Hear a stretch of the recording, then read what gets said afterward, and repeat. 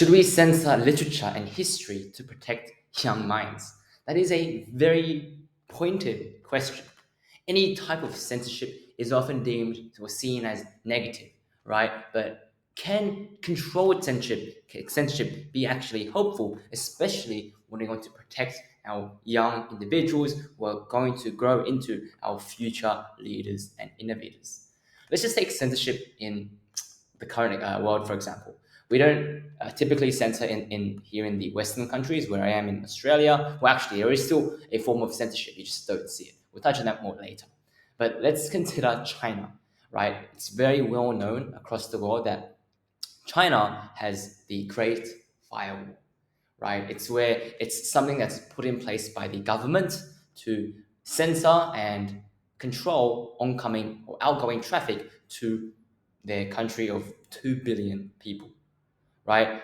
And what exactly does this do? It makes sure that the government ensures that their people aren't exactly getting uh, types of information or whatever the information that's going out to their folk is being first sifted through by the government.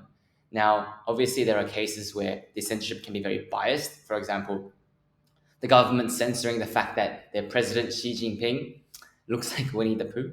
So those forms of censorship are a bit silly, right? It's like, well, if you're scared of your image being ruined, do you just suddenly remove negative comments? Because that's pretty dangerous, right? That means that the truth suddenly is being distorted. Now, again, an image of Winnie the Pooh of the president might seem harmless, but you can extend that to leaders being involved in scandals, right? Imagine you have a political leader involved in a scandal and that's all covered up. And when you try to search for it on the internet, you're unable to. That's not only scary, but that's quite dangerous, right? To get a view of the world or your country based on what the country gives you, right? Suddenly, if something bad happens, imagine if we're just all covered up.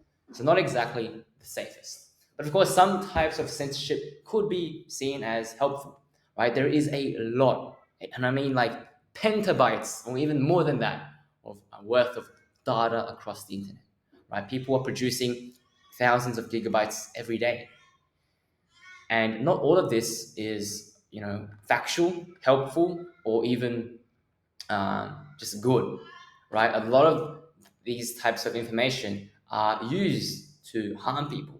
It's used to propagate false information. It's used to incite conflict.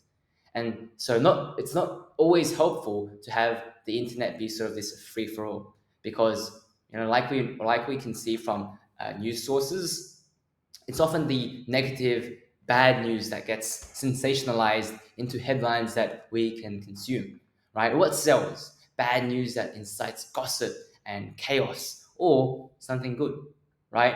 It's usually the former. So, back to the question of should we be censoring literature and history to protect young minds?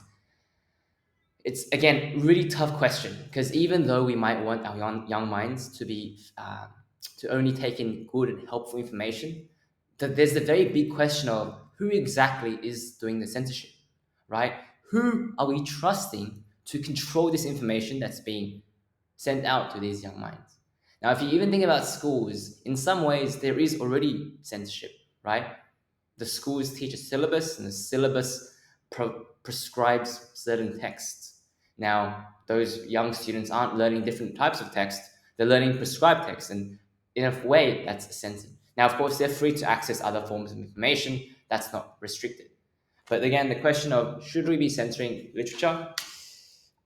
I think the short answer, or my personal preference, is actually no, we shouldn't censor it, right? Because censorship means placing a particular party in power to suddenly control what the future minds can ingest. And like we all know, people are fallible, right? They're corruptible. Even though they might seem very good at first, their intentions, attitudes can change over time. And giving that amount of power to one party is crazy, especially given that these people are the people who are going to lead, our future and build our future. So I think it should be up to the students or the future people in mind to Yeah, think about or process the literature and history that they consume themselves, right? Again, another example that popped into mind was Japan, right?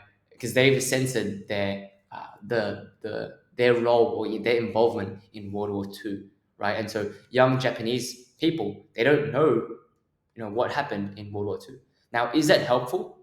Probably not, right? Not knowing what your country did, not knowing that what others know about your country, and that conflict is very dangerous. Yes, you might think that you're shielding or protecting your citizens, and in some cases you are. But I think in the long term, hiding important information like that is very dangerous. So I think the minds of our future should be left to decide on their own what is good and what is not good, and the best way to avoid corruption in this sense is to not censor.